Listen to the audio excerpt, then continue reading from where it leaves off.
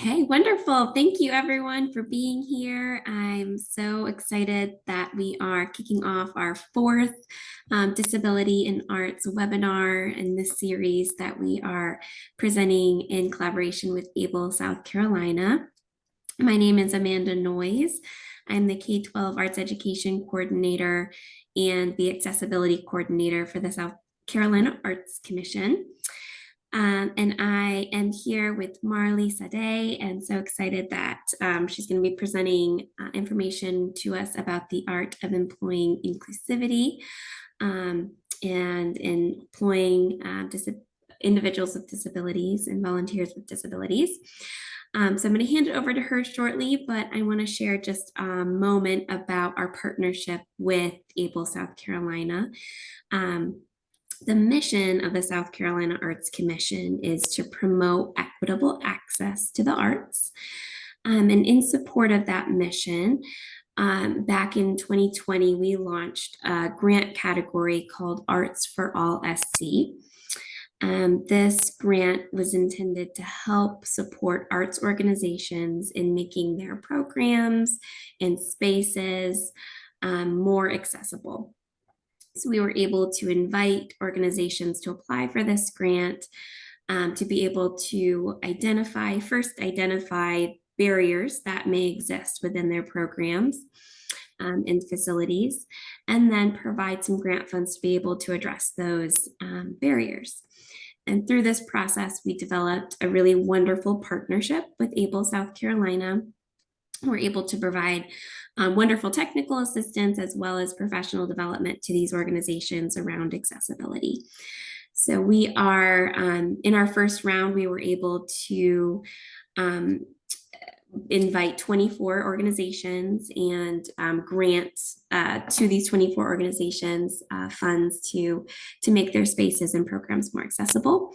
And we are currently in our second round of Arts for All. So we're so excited for the new organizations joining us within this grant category. If you could go to the next slide, Marley. And throughout this process, we've developed this partnership. So now Able South Carolina has been able to provide the Arts Commission wonderful support, as well as provide additional opportunities for organizations to connect with them and to receive technical assistance in a number of different areas around accessibility. So if you're an organization in South Carolina, and if you're a grantee of the Arts Commission and want to find out more ways to connect with Able, please feel free to reach out to me or to them directly, and we'd be happy to help get you some additional resources. But I'm going to stop talking now and hand things over to Marley. Thank you so much for being here, and feel free to take it away. Thank you so much, Amanda. Thank you for having me here today. Good afternoon, everyone. My name is Marley Saade. I am the Director of Employment Programs for Able South Carolina. And today we have a couple of objectives to get through together. We are going to explore barriers and beliefs about people with disabilities that create that bias or exclusion in the workplace. And we're going to talk about building the structure for inclusion for employees as well as volunteers with disabilities as a valued diversity group. We're going to talk about what that would look like. We're going to talk about best practices for supporting employees and volunteers with disabilities.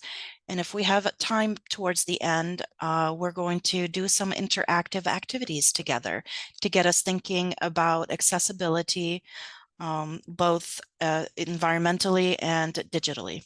So I'm excited to be here with you all today. Again, my name is Marley Saade. My pronouns are she, her, and hers. I am the Director of Employment Programs, and I am a Middle Eastern woman. The image in my presentation is my hair curly, wearing a blue sweater and a pink fuchsia top, but today I'm wearing a brown and white polka dot top with a tan sweater. And I have glasses on and my hair is up in a ponytail. I'm giving you this physical description just as a clarification because there are individuals who may have visual disabilities, and I want to make sure that they recognize or have an understanding of who they are, who is speaking to them. So that is why I start off by giving a visual description of myself, and also why we give each our pronouns. So exploring barriers and beliefs about people with disabilities that create bias or exclusion in the workplace. We're going to talk a little bit about attitudinal barriers. A barrier and attitudinal barriers are created based on someone's beliefs when interacting with someone new or different. Attitudinal barriers are not based in facts and can be exclusionary to people with disabilities in the workplace. And some examples of those attitudinal barriers include pitying someone, being ignorant or naive to their life experiences, and fear of the unknown and what we do not understand. In the slide is an image of a barricade, one of those A signs that is white and orange with stripes and has two lights in the flash in orange. That is a barrier. So an attitudinal barrier could be pity. And that could be people feel sorry for a person with a disability, which tends to lead to patronizing attitudes. I'm not sure that I disclosed this, but I am a person with a disability. I use a manual wheelchair for a mobility device. And I promise you, I've received all four of those comments in the image before you. And the image says, "Stop, I am a person, not a pity parade." In the middle of the group is one individual in a manual wheelchair, and they're surrounded by four different people, each saying a comment like, "So young, I am so sorry this happened to you. This is so sad that you're a wheelchair user. What a tragedy that you are a wheelchair user." All of those attitudes and beliefs are barriers to me and anyone else who is a wheelchair user in the workplace environment. An attitudinal barrier can also be ignorance. People with disabilities are often dismissed as incapable of accomplishing a task without the opportunity to display their skills. So we are one of the few people that have to prove that we have the skills before you believe that we have those skills. An example of that for me in the workplace was when I worked at a telemarketing company, and sometimes the staff got to take on supervisory roles during high volume. So that meant you can walk the floor or move about the floor and help staff when they reach out for support. That could be them asking to go to the bathroom, asking for some help on a specific call. And I was never approached for this. I had to approach them and asked if this is something that I would be allowed to do. And they said they'd thought about it, but one, they didn't think that I would want to do it. And two, they didn't think that it would be comfortable for me to do it because of the wheelchair. So they never bothered to ask. So I was left for a couple of months in there thinking, why am I being excluded from this opportunity? And then when I spoke up and asked for it, it was provided. And they even stipulated if it doesn't work out, it doesn't work out. We at least gave you that opportunity, which was great. But all I was doing is rolling the floor and helping staff as needed when they called. So it was not such a high, terrible, intensive activity that I should not have been considered for it. And actually, it turns out that I moved faster than most people did. So I was answering calls at a much faster rate than some of the other staff were. So I will give you that. Another attitudinal barrier is fear. A lot of that maybe many people are afraid that reasonable accommodations exceed their budget.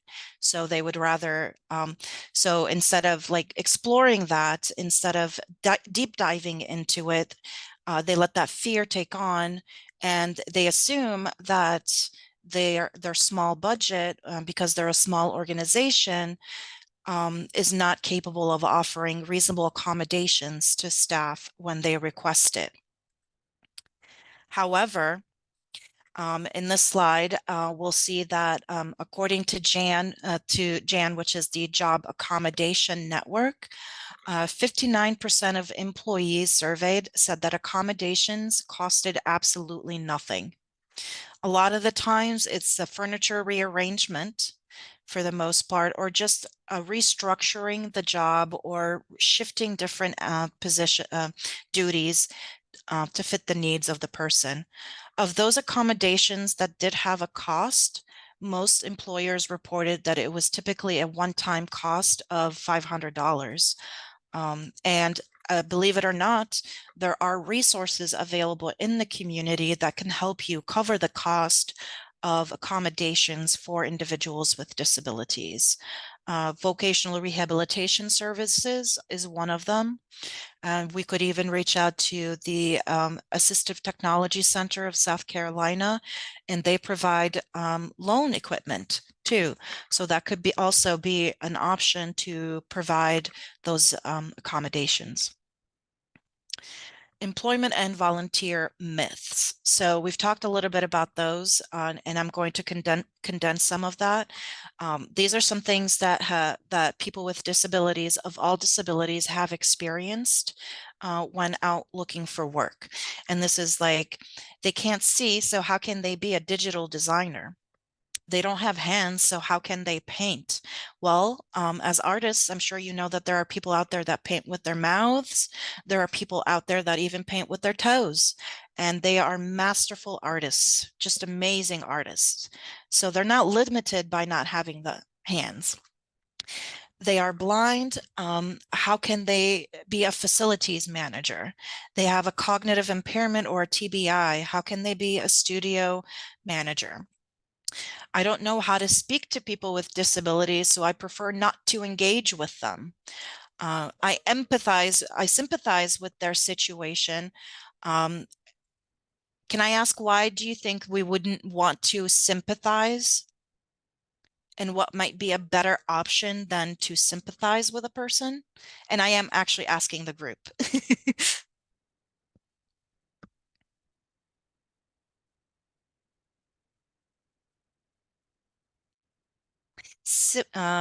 I can give you the answer, which is that sympathy can sometimes come off as pity, which can be an attitudinal barrier.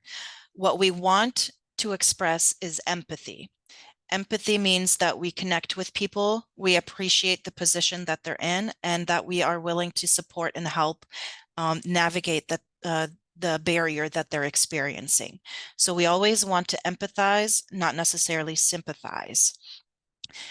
They obviously can't walk, talk, or hear, so they would not be a good fit here.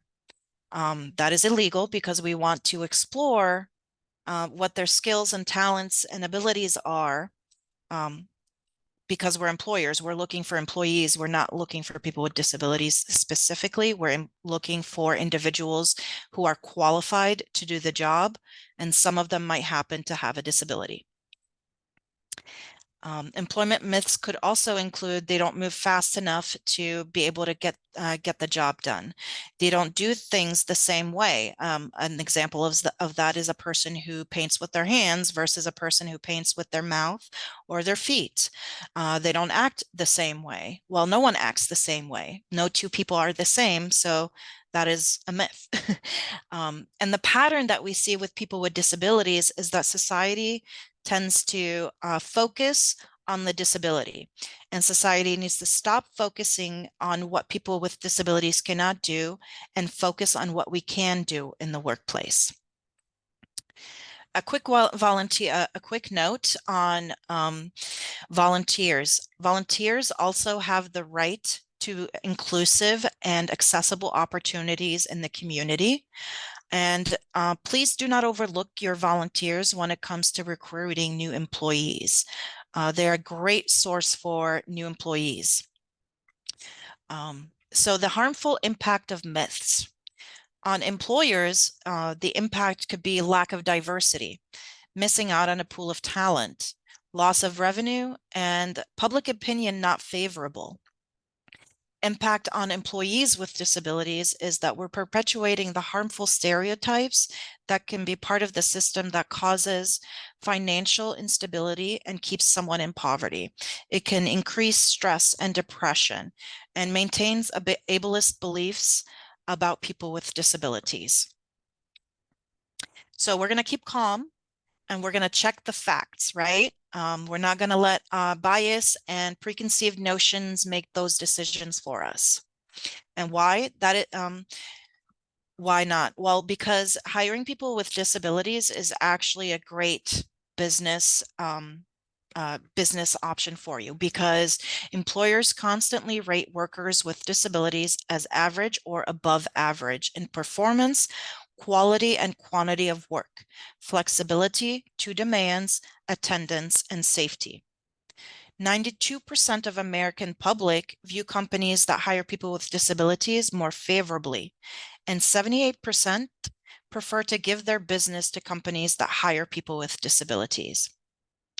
I do wonder, do these facts kind of confuse the group?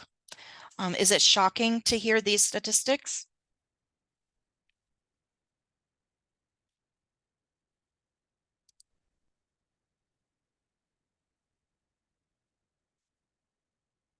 Yes, no, maybe so?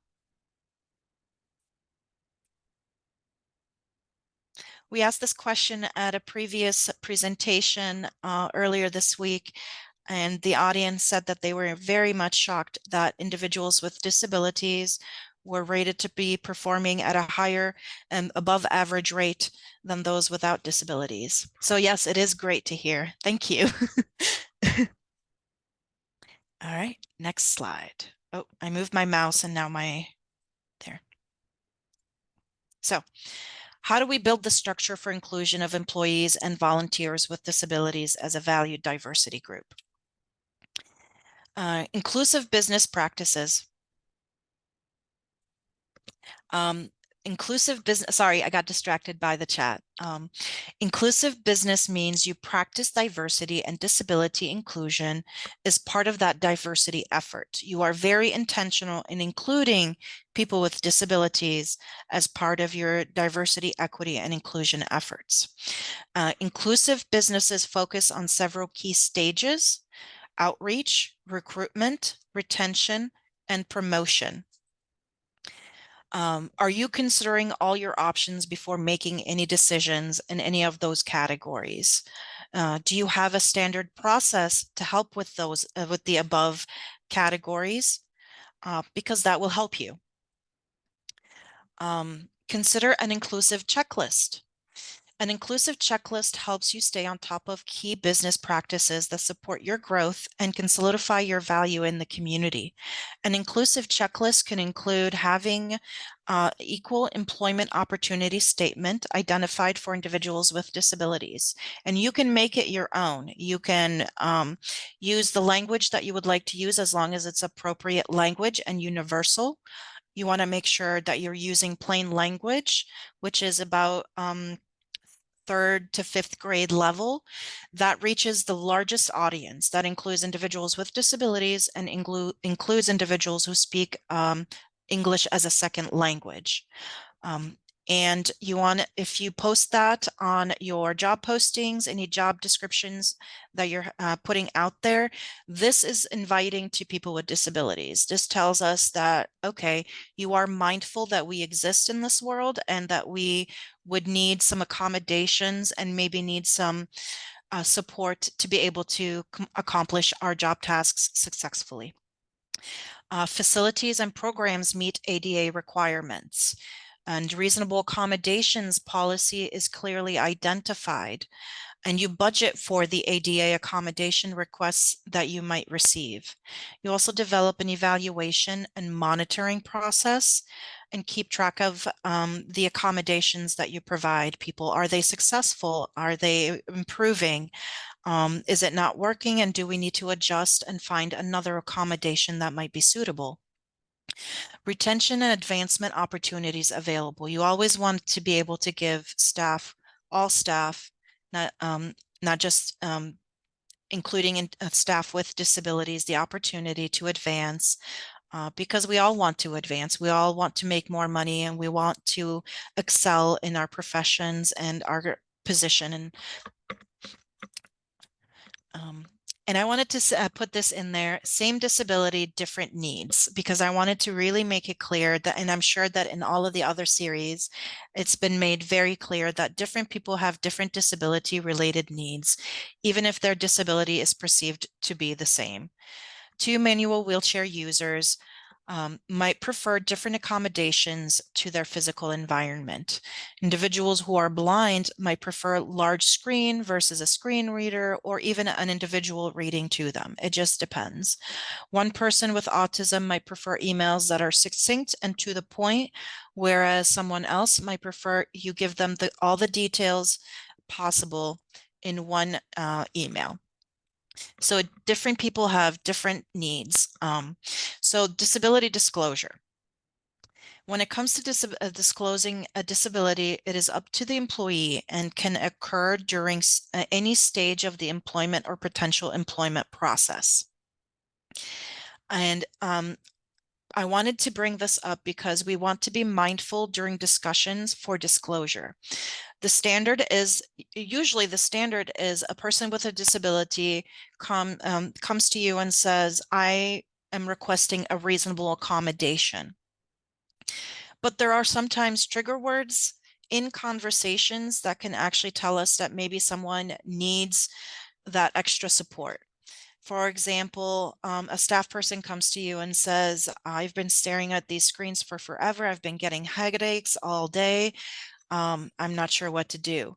For a supervisor, that is a statement that can trigger a discussion, or that can trigger you saying, hey, are there any accommodations do you think might be helpful to you in this scenario? So it's not always up to the individual specifically, but the disclosure portion is up to the individual specifically. The individual with a disability must disclose that they have a disability. What I'm trying to say is, don't ask if someone has a disability and needs an accommodation. Just ask, is there an accommodation that might help you? Work together to determine needs and appropriate accommodations. Documentation can be requested, but it's not required. A lot of the times, because my disability is physical and therefore visible, not many employers have asked me for my medical documentation. However, I have had individuals ask me for the medical documentation before, and it is within their right to do so. And if I'm uncomfortable offering that medical documentation, it is within my right to do so. That just means that I'm not potentially going to get that accommodation. Identify effective accommodations. If able, provide the accommodation the employee specifically requested. It is not required that you specifically give a person the exact accommodation they requested, because there might be a cheaper option available. There might be something you already have within the organization that you don't have to pay for that could also work. The really, really important piece here is the interactive discussion. You want to have that dialogue with the individual, and you want to have that exchange of communication. What could potentially help you? Tell me all the things that might be able to work for you, and we will work through it. And then implement, document, and follow up. As soon as you decide on a specific accommodation, you implement it, you document it, and I would like to also point out that some reasonable accommodations, if those are documented separately from an employee file. So just something to note. And follow up regularly with that staff person. Maybe in a month or so, check in and see how the accommodation is going. You want to see if the quality of the work has improved, and that the accommodation is doing what it's supposed to be doing, which is allowing the individual with a disability to accomplish their job successfully. So best practices for supporting employees and volunteers with disabilities. Supporting employees with disabilities. There are many ways that a business can do that. You can create an accommodation fund. You can provide disability culture and anti-ableism training. The series here is disability culture and sensitivity training. It's also providing disability accommodations training. We're talking about the ADA, the laws, the rights and the responsibilities of both the employers and individuals with disabilities. This is all great information for employers to have in their toolbox. And then partner with service providers. What is a centralized accommodation fund? Well, that is fund that's specifically budgeted for reasonable accommodations that might come up and that you need to spend money on. Remember that sometimes planning for accommodations is helpful because it reduces the fear of when someone in that moment asks for an accommodation. You're ready, you're prepared. You have your policies and procedures in place. You have a budget amount for accommodations, and you have a process ready to go for when someone requests that accommodation. So this would be great for when the time comes. Again, you don't always have to spend any money. Most accommodations don't cost anything, but having that budgeted aside will be helpful for when the time comes that someone does need an accommodation that does require you to pay something out of pocket. Disability culture and anti-ableism training. I know that we've talked a little bit about that in previous series, so I'm only going to touch on those just a little bit. But disability etiquette is very important. I'm a wheelchair user. I'm a wheeler, but I'm not wheelchair bound, nor am I handicapped. You don't want to refer to someone who is hard of hearing as hearing impaired because that can be offensive. You don't want to use the word handicapped because the word handicapped is rooted in trauma for the disability community, and it is not a great term to be using. And furthermore, there's nothing wrong with the term disability. It is what the disability community decided they want to be identified as, and it is the term that protects us under the ADA. So there's nothing wrong with having a disability, and there's nothing wrong with saying the word disability. So disability culture and anti-ableism training helps your staff and volunteers feel welcomed and respected in the workplace. It ensures that the needs of your employees and business are being met. So why partner with service providers? So first, I want to tell you what service providers are, which they are individuals that directly work with people with disabilities and offer employment education. They offer training, they offer employment supports and on-the-job coaching. How can they help you specifically as the employer? Well, that gives, they have direct access to persons with disabilities, who are looking for work. They can offer guidance on how to support a person with a disability successfully in the employment sphere. They can also help explore the reasonable accommodations that that person might need. They can also provide on-the-job training and coaching. So they might be able to be at your art studio, art facility in the training with you, kind of helping with the training of that individual with disabilities. Do we have any questions or comments or concerns so far? I feel like I'm moving really, really fast.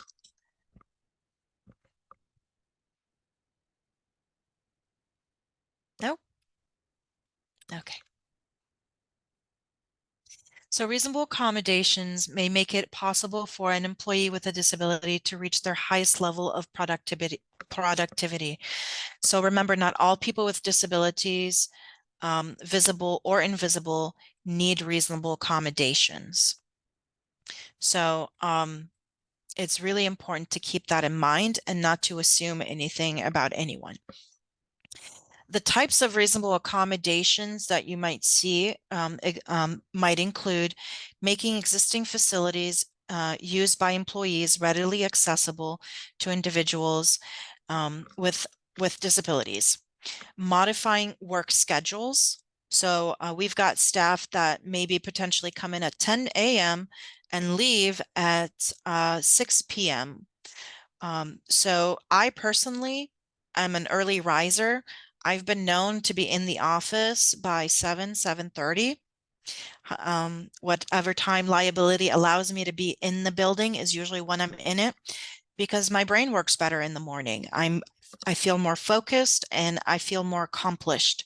So I'm usually in here an hour earlier than anyone else. And I leave because of that, I leave an hour earlier.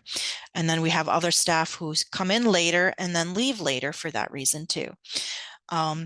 So different people, different accommodations are available. Acquiring or modifying equipment or devices.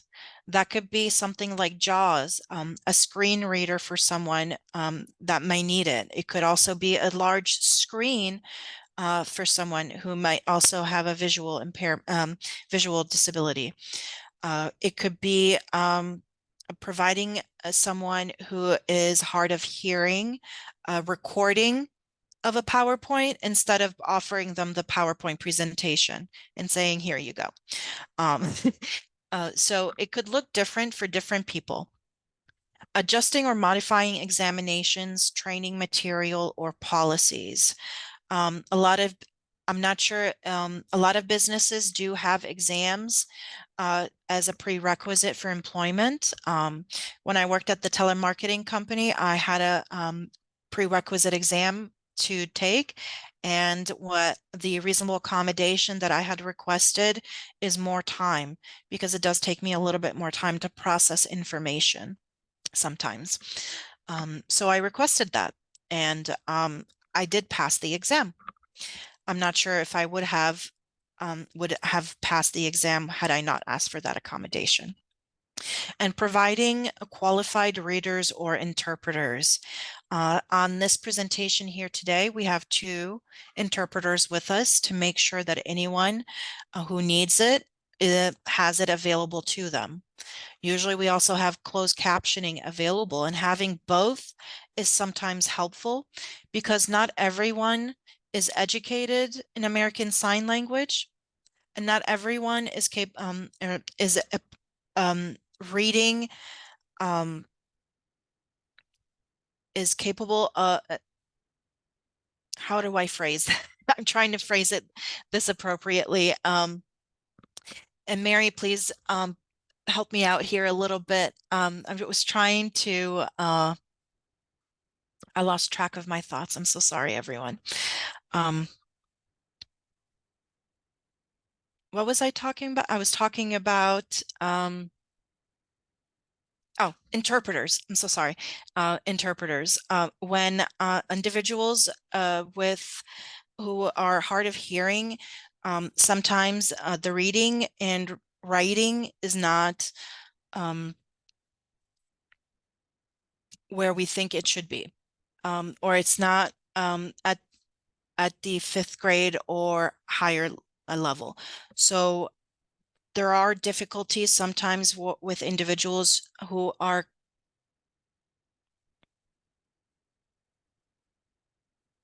so thank you. Yes, I was hearing loss might not have the knowledge of English that makes access to this information accessible. Yes, that is exactly what I was trying to convey. Thank you. ASL may be their first language and not English. That is what I was trying to convey. Thank you. So and that is okay because that is their history. They're in ASL language, ASL classes very early on. So written is not necessarily something that they have been exposed to, like I have been exposed to, or maybe you've been exposed to. So having both captioning and ASL is definitely helpful. And I apologize for my fumble in my speech there. And thank you, Jennifer. Accommodation examples, again, screen reader, JAWS is a perfect example. A large desktop is a great example of that. An ergonomic chair or an ergonomic keyboard or an ergonomic mouse, those are all things that can be considered an accommodation. Adaptive art supplies, wheelchair accessible paint stations, power wheelchair accessible potter's wheel. I recently discovered that, and that is really, really cool. Adaptive paint brushes, AI, and standing wheelchairs. Those are just some examples of accommodations that can be provided both on a physical or in a digital level. So on this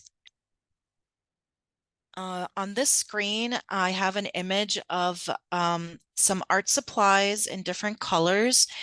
And in the middle of it, there's an easel that says, "Let's get creative." So we're going to discuss some images and talk through what some of the barriers might be in this art class. So this is an image of a workshop, an art painting workshop. There are 4 different, I think it's 5 individuals on one side and 5 individuals on the other side of the table, all with tabletop easels, paint brushes and paint all around them, and a bunch of different art supplies around on the table. There's also art on the wall, and it looks like they've got a projector on the screen behind them. So I just wanted to ask the group, what are the potential barriers that we see in this image?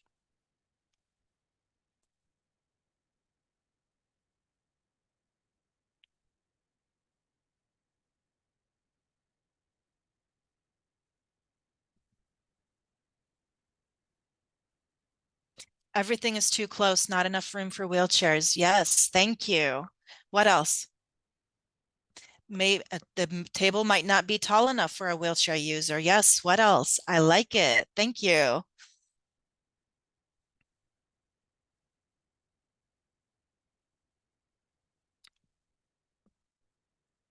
Limited options for grasp. I really like that. Yes, thank you.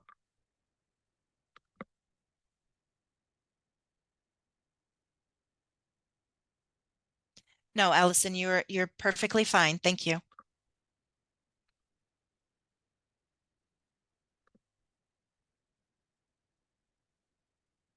I agree. It is very highly visually dependent environment. And display image isn't clear either. Okay, I really, really like this. Yes. I too was assuming that that image on the projector was the display image, and 1, it's very faint. 2, there's no description of the image. Should anyone have a visual disability, they may not be able to follow what's happening. What else?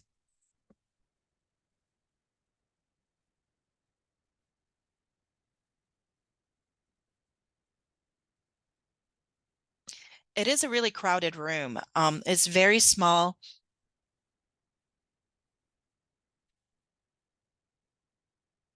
Yep, I agree. It does look like the storage area behind them is not very accessible either. It doesn't look like many people would be able to get to it. It doesn't look like a wheelchair user could get to it at all. And then the reach might be too high for some people too, because it looks like there's some stuff on top of those storages. Some people might not be able to reach those. If they need to get water or clean brushes, looks small, or maybe sink is in another room, yes. Or the sink is too high, or the handles for the sink nozzle piece can't be reached. There's a lot of reasons I would feel claustrophobic in a workshop like this. And I would feel barricaded in, like I had no room to move around either. And that's very, very uncomfortable. All right. This is an image of a storage area of a studio, and it looks like there's storage bins with different types of supplies in them, and they're just thrown up against the wall. What might be the potential barriers in these images, in this image?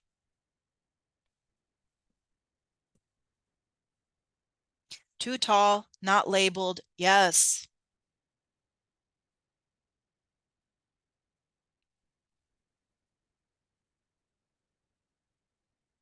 No labels for what is inside. The tops aren't secure, so contents will fall out if someone is reaching. Some containers are clear, but you cannot see what items they contain. Need for two hands to grip, relocate, open. Yes, I love it. Are some of the liquids safe to reach if they tumble? Probably not. I assume that, and I'm not 100% sure, but I assume you guys work with chemicals, right? So there might be some chemicals that you work with that could be potentially dangerous if not secured.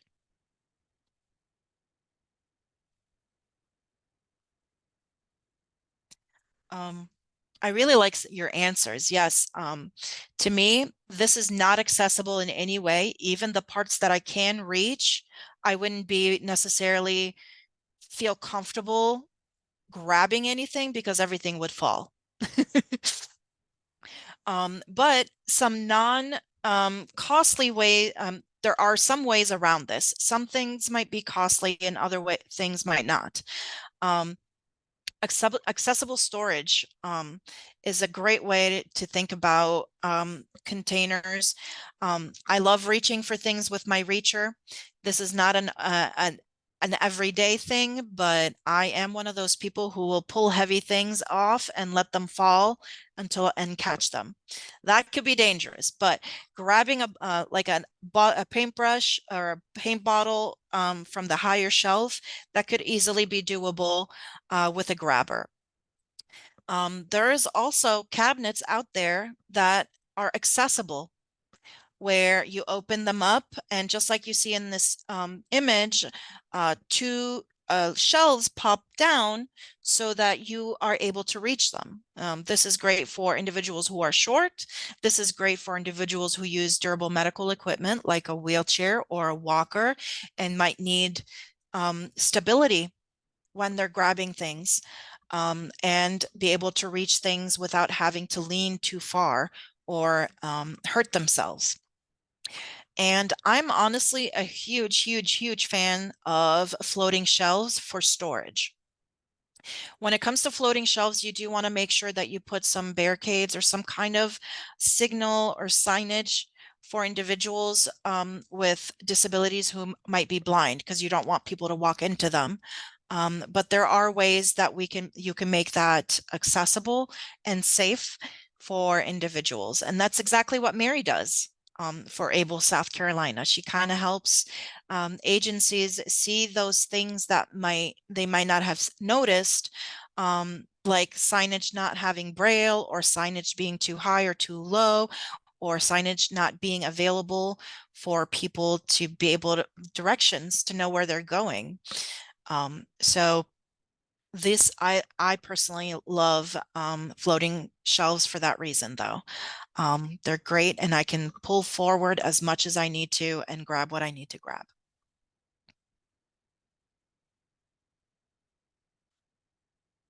And Mary mentioned that one of the offerings available through Arts for All is a tour of your facility to determine what is and is not accessible. Reach out if you're interested. And please do, because there's a lot of things, maybe, and I acquired my disability. So I will tell you, there's a lot of things that I didn't know about accessibility before becoming disabled. Like the water fountains. A lot of people don't consider the accessibility of a water fountain.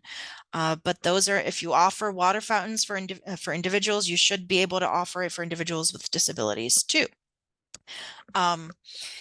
This one is always a little bit fun, but what is the potential barrier with this image? And it is a bunch of paintbrushes in different shapes and different styles.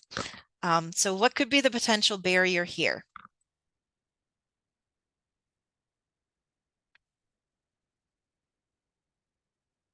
Suitability for hands only, yeah. That's exactly it. Thank you. Before I move on to the next slide, what kind of options do you think are out there for individuals with dexterity difficulties?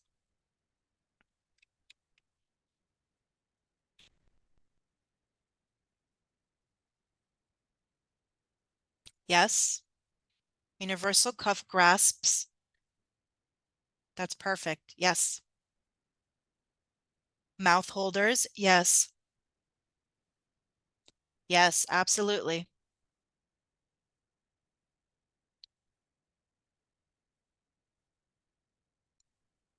Okay. These are just a couple of examples of what is available out there. Some of it is probably inexpensive, like the grips that you mentioned, the cuff grips or the pencil grips. Those can be used for paintbrushes as well. Um, I've always loved using sports tape. It's essentially readily available to me. And whenever I was working, doing a workshop with students that had dexterity difficulties, I would just grab the sports tape and just roll it around the paintbrush until we got the thickness that they needed around the paintbrush to be able to grip it successfully. And I think that that is one very inexpensive way that we can provide that kind of support for people. So you can get creative with it. It doesn't have to be specific for disability. There's all kinds of innovative ways that you can provide an accommodation for individuals. And you don't have to pay too much out of pocket or pay anything out of pocket.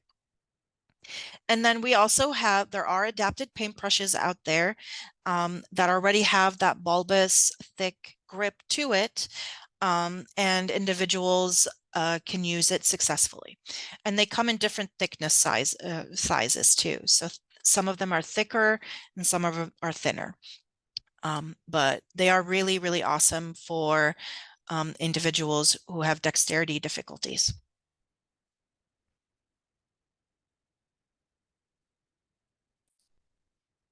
All right.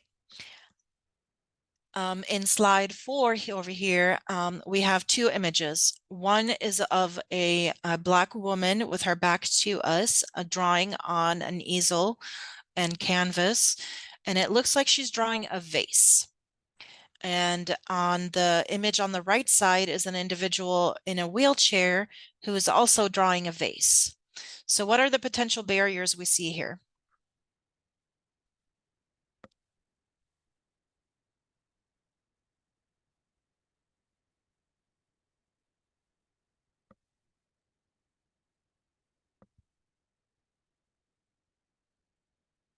He is so far from the canvas. Yes. Lighting, reach, strength, and endurance. Well, his knees are in the way, right? His knees are are in the way, and he can't get as close as she can to the easel to be able to put the amount of pressure on it like she's doing. And that could be hurt. That could hurt your back. That can hurt your neck. That can hurt your shoulders. That can be, and doing that kind of movement long term or being in that kind of position long term can cause some health issues over time.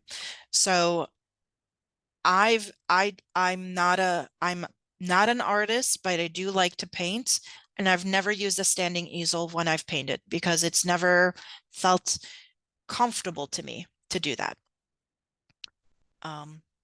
So the tabletop easels are a great inexpensive way to provide that accommodation. But then honestly, guys, propping things up is also a great way. I've propped up my canvas with like books that I have at home, or something heavy in front of it, a pillow. Honestly, you can really, really get creative with your space and what you have available in your studio to also provide that accommodation. If you have a table that a person in a wheelchair can pull into, great. The rest of it is kind of just figuring out the position that the person is needs to feel comfortable getting their work done. And then I found this really, really cool easel that is already accessible. That is for both power wheelchairs and manual wheelchairs alike. And as you can see, it's on wheels. You can pull into it. You have your art supplies on both the left and right side of you, so you don't have to grip, lean too far one way or another or move one way or another to reach for things. It's readily available. This might be an expensive item, but it is something that potentially, if you have someone who has a disability and is looking for employment, maybe vocational rehabilitation can help with the financial support to provide that accommodation. Again, you don't have to provide this, but there are resources available to help acquire it. What else? Oh, okay. I moved very, very fast here, and I'm very sorry for that. But in conclusion, we want to focus on the needs, not the disability. Disability is part of someone's identity, but it is not an employment qualifier, right? You don't hire someone because they're disabled. You hire them because they are qualified for the job. You don't keep people on staff just because they have a disability. You keep them because they do their job well and they add value to the agency. You don't fire someone because of a disability. You fire someone because they were not completing the essential functions of their job, even with accommodations. So in conclusion, you want to focus on the skills, the qualifications for that person to be employed or to volunteer with you. And if there's an accommodation need, please start with the interactive discussion. It all starts with the interactive discussion. That is where you discover what they need. That is where you explore what is available to them, both free and costly items. So you really, really want to start with the interactive discussion.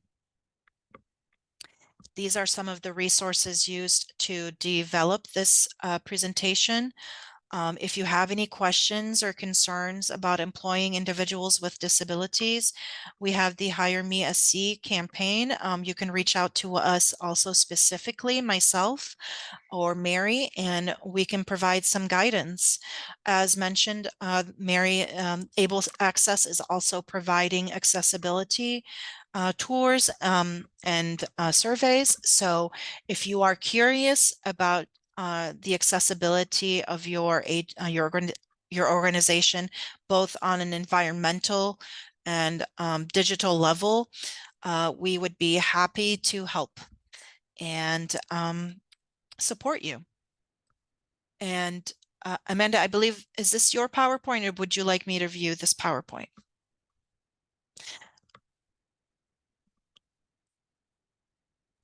See if I can unmute myself. Thank you so much, Marley. This was so great. Your presentation was fabulous and just really provided some really great resources. So thank you. And yes, thank you all for joining. Please, we would love for you all to consider attending our last two sessions. Our next one is on May 1st, which will be about website and document accessibility. So put that on your calendars and consider joining for that session.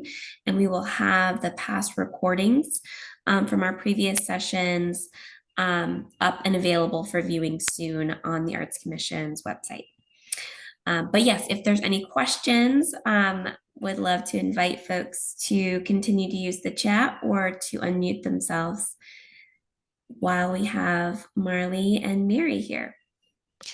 And I want to say that my PowerPoint might have been a little heavy with the physical disability examples, but I want you to also recognize that it is important that invisible disabilities get the accommodations that they need as well.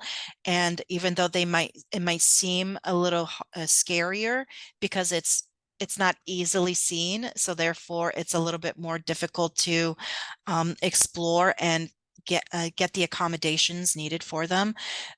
Please do not be afraid because there are resources available. And as an example, Able South Carolina is an agency that is run by people with disabilities. We are more than 80% individuals with disabilities, and we have all kinds of different accommodations offered to different people. And it is possible to provide all your employees those the accommodations that they require. It is a matter of standardizing that process, making sure that you have it written out and that you're following it and keeping track of the accommodations that you're providing. Marley, while you're reading that, I'm going to just tag team. This is Mary here, folks.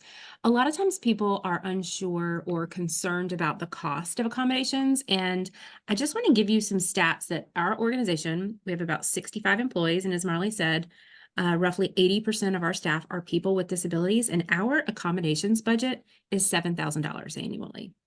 I mean, if you think about how many people that is and what that looks like, it's so minimal. And even I think our interpreting budget is around 14,000. I know it's less than 20.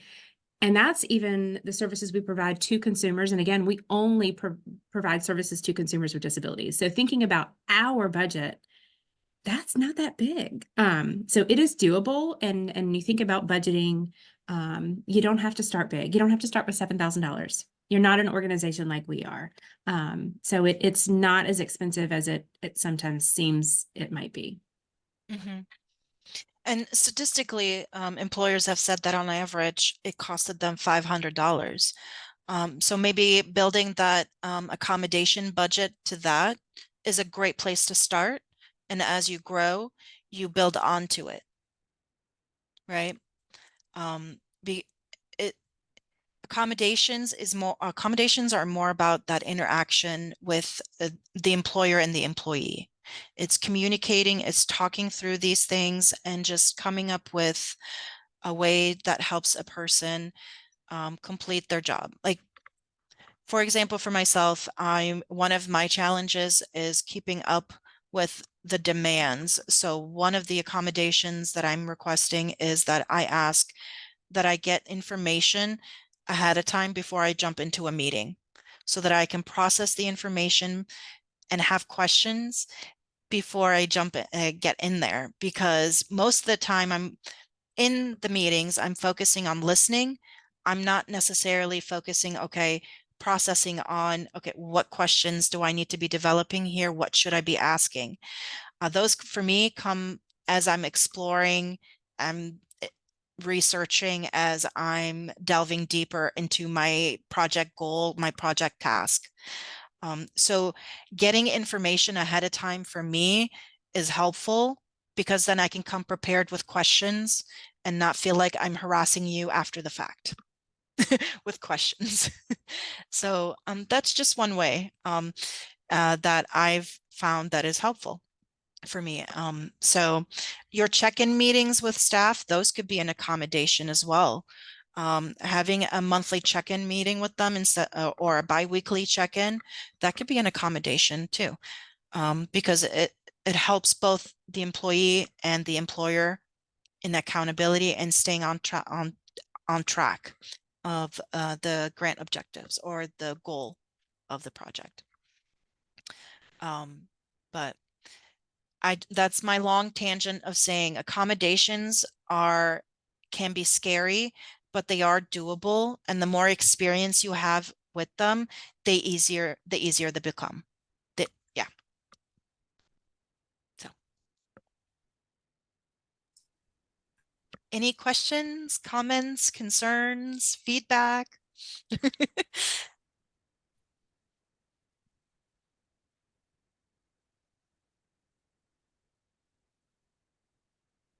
Thank you, Marley. I appreciate that, just the idea of just preparing for it and having a line in your budget and having that preparation of, even if it's a small amount to start with, prepare some amount for accommodations. It's something we've been talking with organizations about, being prepared for accommodation requests from their constituents and having that in their budget, but also being mindful of having that in place for employees as is equally as important. So I appreciate that reminder, and a lot of it's just about planning so that we're not caught off guard and aren't prepared for things. So thank you for that.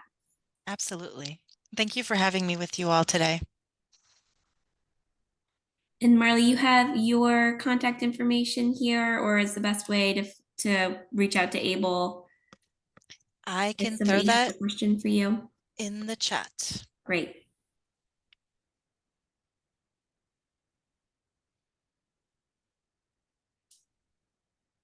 Wonderful. Thank you again, everyone, for joining. And we will look forward to seeing everyone in our next month's session, first Wednesday of the month. We have 2 more upcoming.